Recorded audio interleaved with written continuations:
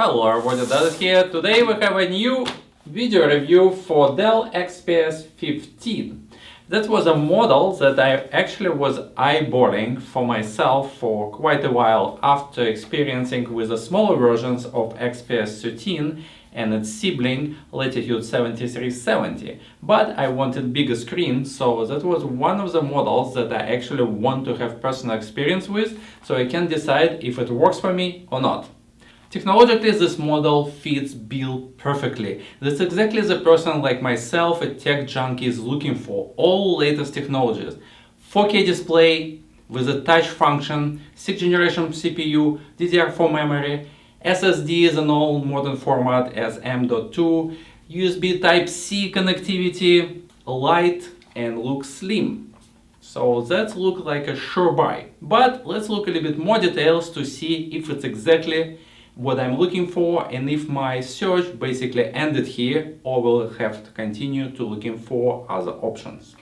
Of course, my first thing that I was really curious to experience was Infinite Edge 4K display. I had experience to work on a smaller version of the same thing with XPS 13 and its sibling Latitude 7370. So XPS 15 was a thing that I really wanted to check out how the same type of display but in a larger format will be looking in person. Well, I wasn't disappointed. Of course, this is probably one of the better displays I ever experienced. Colors absolutely sharp, video performance was excellent, dual discrete graphics even allowed to do certain things such as a Unigine Valley running on 15-16 FPS, so actually if you want to, you can game on it on a certain, not very high level settings, but you can have a satisfactory gaming experience with this model. With the screen, Dell is definitely going after creative community, who quite often using MacBook Pro. On the paper, they're claiming that it has a high resolution and it's only the only laptop with 100% minimum Adobe RGB color. There's different opinions on the web. Some people say yay, it's definitely better screen. Other people say nay.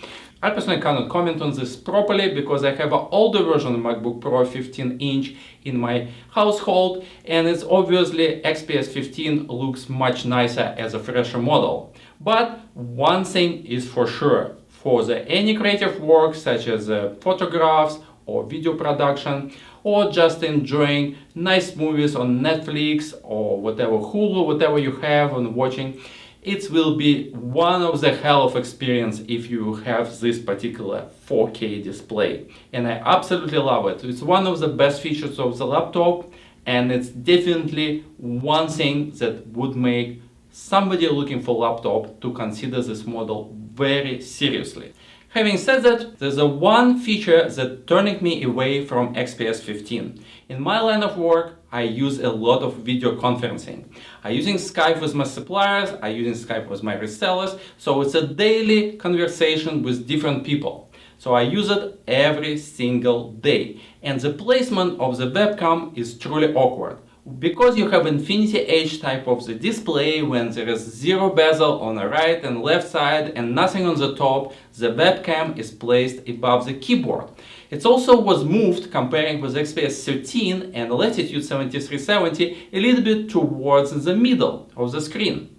That makes things even worse. Not only you have a weird angle when the people look at you, so it's almost like you look on a person from under the table, and females particularly not amused with this type of setup because it's a little bit not very nice angle for them. It also now when you type on the keyboard, you actually abstract the point of view. So I type and I need to put some post of link when I have a discussion with whatever whom I'm talking, this particular model, and actually they can see my hands. I think it's not the best thing. I don't know why Dell couldn't move Infinity Edge display a little bit down, and instead of have a thick edge on the bottom of the screen, why not have the thick edge on the top of the screen? I'm pretty sure technologically something can be done by engineers, but they consistently insist on placing this webcam on the bottom of the screen. And for me, who using this daily,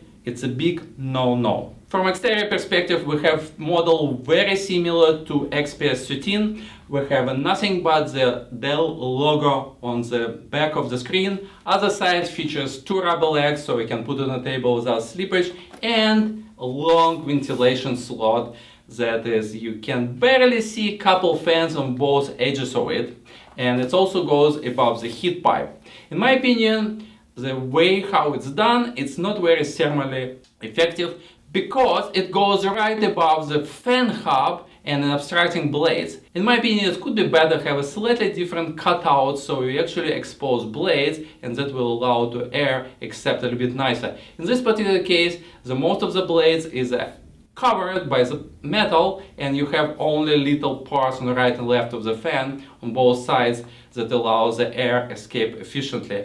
I'm not sure how much it will improve thermal performance of the laptop, but somebody who is working in a computer cooling hobby, that definitely caught my particular attention. If we look on the opportunity of upgrading this laptop, this is model that definitely manufacturer not expecting you to make any upgrades.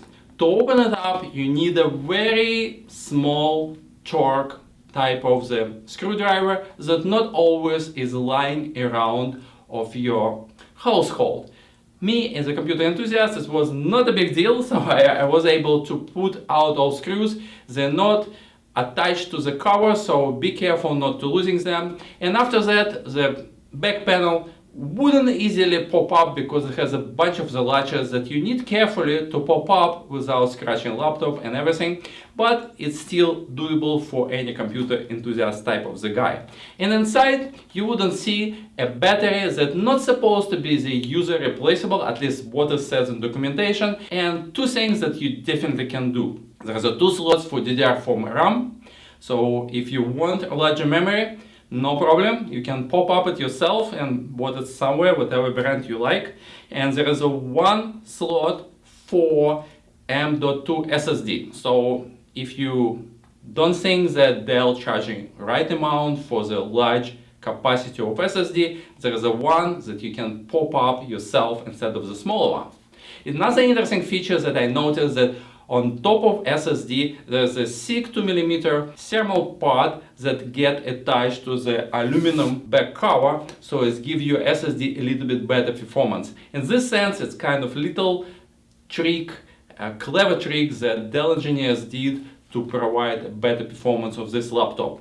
Overall, when you use this laptop for some extensive video things, for example, when I try to run Unigine Valley or watching movies, the laptop getting hot quite quickly. So fans kicks up almost instantly. It's not like it's burning your legs or anything like this, so performance is acceptable, but this unit, as soon as you start using discrete graphics, which is NVIDIA 960M, that's the laptop getting hot pretty quickly. If you do something not very critical and use built-in HD graphics from Intel, that will be a little bit more quiet, so keep this in mind.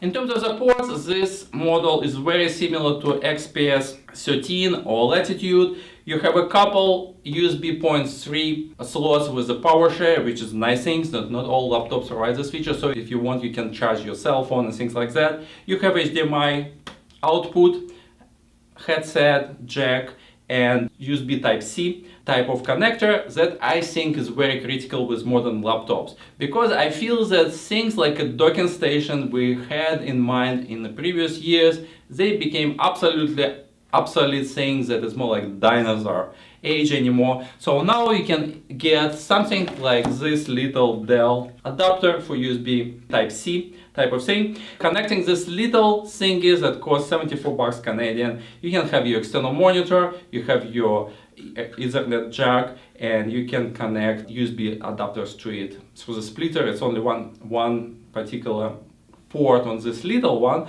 but if you want to get a bigger unit, this will have a bigger amount of ports. So basically you have a tons of stuff connected to some sort of device that has a single port connected to your laptop. It's not big deal to do it every morning, so if you want external monitor, you want external keyboard, mouse, and so on and so forth, it's not a problem anymore. You don't really need a docking station. In the past, you have to have docking station because connecting like 10 cables, it's annoying. Right now, one port, not big a deal, and definitely the route I'm actually taking when I buy this laptop, I have to have USB Type-C connector on it. I will buy something like that, maybe a bigger version, and I will keep my setup with external devices very easily attached and detached every morning or evening, whatever, depends if I'm going home or the office. So looking on the other side, so just to finish with the ports, I had a little bit sidetrack here. We have also SD card reader in full size, which I think it's important thing because in smaller models, for example Latitude, we have a micro type of SD card reader, which is not convenient, especially for the guy with big hands. It can be a little bit of nuisance. So that's definitely good check mark for Dell to using the full size reader in the unit. Looking inside, we have a keyboard, which is I hope that maybe they will use a keyboard similar to Latitude that I had in my tester a few weeks ago. Unfortunately, it's the same type of keyboard that I had the XPS 13. It's not very good feedback, so I personally probably wouldn't mind that as much because I typically use external keyboards. But if you want to type a lot on this particular model, I think it's not the best keyboard you can experience in your life. Backlit function is by default, thanks God, that covered 100%. A lot of people have to work in after hours and weird hours, so backlit function comes no matter what, so you have covered as well. Another thing is that you have a massive trackpad with no buttons. I personally am the guy who prefer physical buttons over the buttons that integrate in touchpad. I don't see what's the benefit of having big touchpad, to be honest with you, but it's just my personal quirk. Some people don't care about it, maybe even like it, so I'm just saying it. So I would rather prefer a smaller touchpad with actual button. That's what is happening here. The performance of touchpad was absolutely perfect, much better than Lenovo units that I used before and a couple weeks ago. So everything is very sensitive, its mouse moves exactly as you want, so I had absolutely no trouble whatsoever with this unit. So this is a good check mark here. And finally, I would like to say that the speakers of the unit was pretty good. So I watched a couple movies and I did a little bit of video conferences with this unit and I had no complaints. I heard on the web that some people saying that microphone is not very good on that unit. I asked people how the sound for Skype, nobody complained. I was told that no problem whatsoever. I was too lazy to make any video recording to check it out, but I think it's acceptable. Maybe it was fixed since because there was tons of BIOS updates since this model was released 6 months ago. And again, I heard from other people that in the beginning it was a lot of bugs and things crashing and things like this, but now a lot of items was ironed out, so the unit is pretty much solid. From my perspective, what I use this unit for 2 weeks, that I had been allowed to borrow it, I had not a single technical issue with that. So I can't complain about any incompatibilities or crashes. So a unit worked exactly as expected, so no complaints here whatsoever. So who might be interested in XPS 15?